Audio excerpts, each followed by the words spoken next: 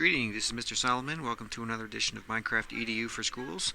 This is a follow-up to our project, which was a collaboration between Dakota Valley and Village East, as students built a house with a partner that wasn't in the same room. So our objective was 21st century skills. We talked about technology standards as well. We have a poster in our classroom that we discuss often about what 21st century skills means. And then here's the checklist the students were given in the game. So they had to build a house that was 20 by 20 out of stone or brick, a roof, front and back door, garden, fences, windows, 2 rooms for each student, stairs, a path, lighting, a bed, paintings on the walls, and a book and quill. These are the rules we use when we play Minecraft. Students got to log in with their first name and number 2 and number 5 are the most important ones. Don't destroy or attack anyone, have fun, and learn. So if I go into Minecraft, this is our spawn point, and this was our last day to work together with our partners. So I'm going to do a quick flyover of each house, and you can see how it turned out. So this is a nice house with a patio here. Here's a downstairs. So they have their steps. I like how they put signs down. There's their couch. So I'm going to walk up the stairs. This is the next room. So there's their bathroom, bunk beds, there's a patio, looks good. Step outside. There's another house. They have a path between the two. I like how they have signs down. So Ayad's house. It's got a little table. It's got a lantern. So that was our first group. Here's our next house, another 2-house area. So outside dinner table, nice job. You can see they've got food on their table. There's a fountain, swimming pool, front and back door. There's paintings. I like how they have signs everywhere. It explains where the bathroom is. Shower, nice. Eating area, kitchen. Here's the 2 student bedrooms. So one here. Go across the way. It's nicely organized. That's the other student's room. As we continue on, here's our next group. Students are enjoying making some fountains, and then there's their path. There's their garden. Here's the back door. Let's look around here. Someone likes torches and lanterns, I can see. Here's a living room. Computer room. These guys did a nice job.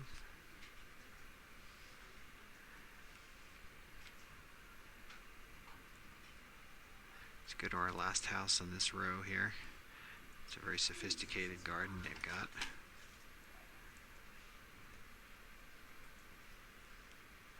So, dinner table. They used the Bibliocraft mod to add chairs. Here's the upstairs.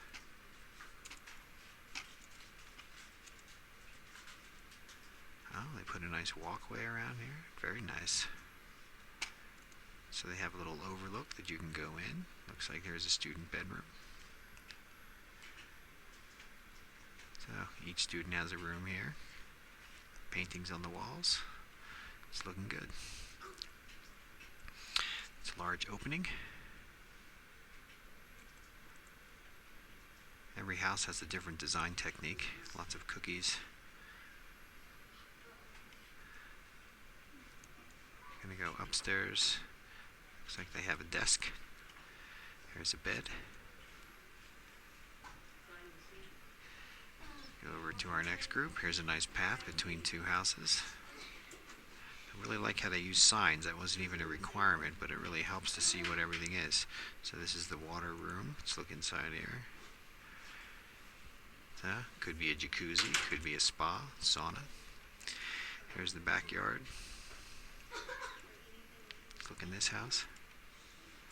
There's our upstairs. There's a bathroom.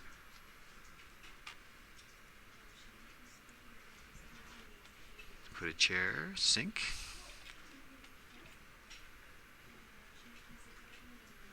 Let's go downstairs. It's the main living quarters. Lots of paintings on the walls. It looks good. Here's another room. There's their bedrooms. It's looking good. Let's go down here. We have our fountains. I think we saw these already. There's a diving board. Let's go through this house.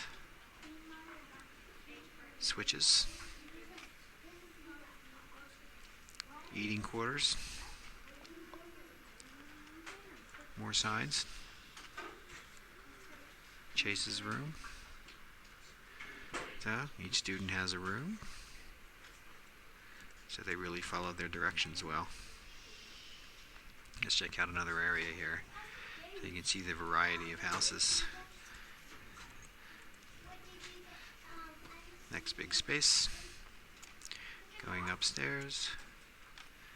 So these rooms are mostly empty. So we're going to have to work on that. There's another house. Put a mailbox in front. So here's our dining room, furnace, student bedrooms. There's their beds. It's looking good. Let's go check out this next house. They have paths between their houses, just like what was expected. There's each of their bedrooms.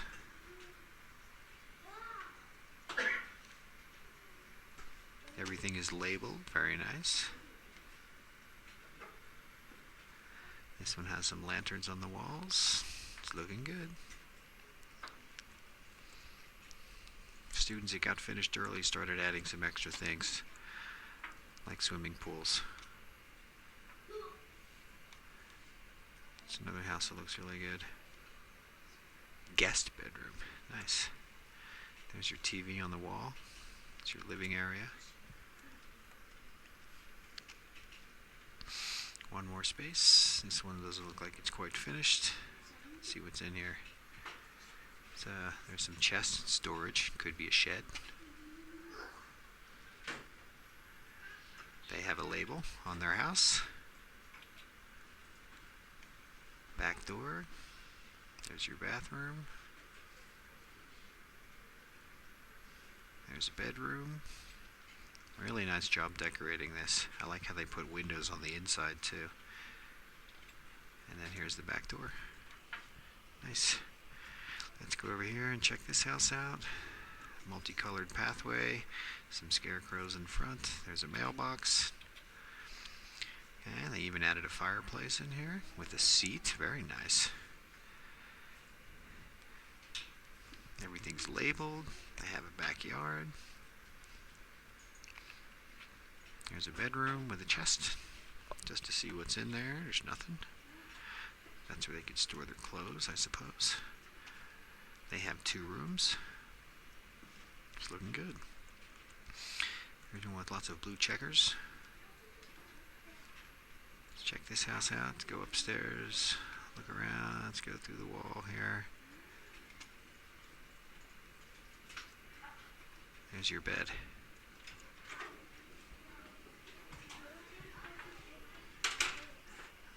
Let's check out the other side. I think we checked out these already, didn't we? Yes. Here's another house that's almost done. Lots and lots of books. This is what we saw yesterday. Students working on that part. There's a bedroom. Here's an interesting water feature. So everyone has a different kind of design, which is nice to see. And their interiors all look different. And I like the way they use their signs. So here's our bedrooms. Put a little computer screen as a TV. There's 2 rooms. Not much in this room. Nice decorations, nice garden, nice path. So we have one more set to check out here. So here these students put down some landscaping with trees.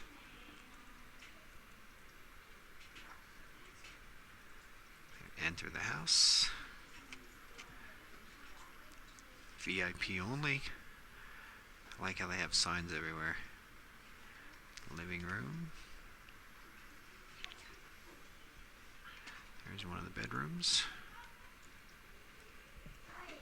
Looks really good. Another very tall house. Not a lot of windows on this house though, but their path is well lit.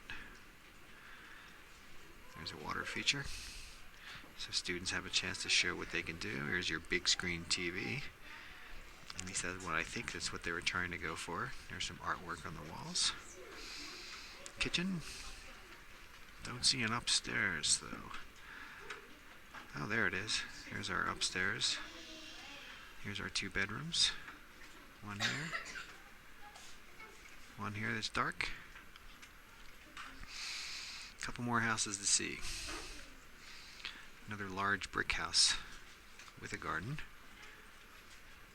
Lots of things on the walls. Lots of decorations. Looks good.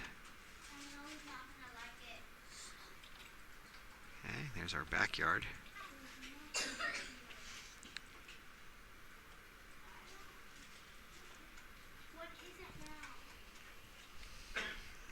Almost done. Here's our blue and white checkered house. I remember checking in on this one before. So she's got a table. She's got two bedrooms. This is the bathroom. Let's see what happens if I right click. Maybe that's how to flush the toilet. Interesting. And then here's the second house that the partner did. Someone likes lanterns, you can tell. Here's our path to the house.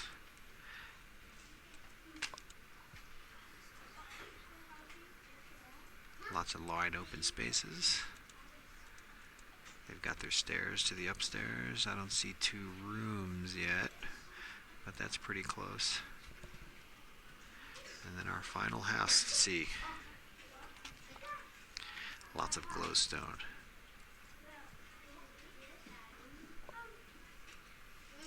Oops, went down a little too far. Okay, so here's Lily and Milika's home. Let's take a look in here. Lots of open space. There's our stairs to the upstairs with a ladder.